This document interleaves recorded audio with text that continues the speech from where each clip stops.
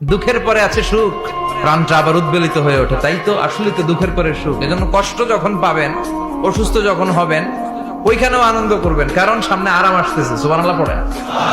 মুমিনের হারাবার কিছু নাই, দুঃখ পাওয়ার কিছু নাই। তার রোগের মাধ্যমে তার গুনাহ ঝরে যায়, সে আল্লাহর কাছে প্রিয় হয়ে ওঠে।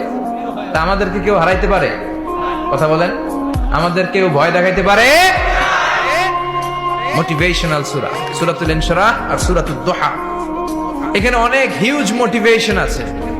যারা হতাশ, যাদের জীবন ভাল লাগে না, মরে যেতে মনে চায়, গার্লফ্রেন্ড গালি দিছে, আছে না নাই?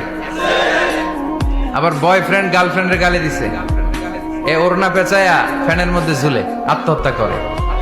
কত বড় পাগল! তুই মরলি কেন? গালি দিছে তো কি হয়েছে? হ্যাঁ, বুঝতে চায় না, হতাশ হয়ে যায়। আর বয়স কম তো, ইচড়ে পাকা, অল্পতে কাবু হয়ে যায়। এই সূরাগুলো পড়ে না। এখানে আশার বাণী আছে।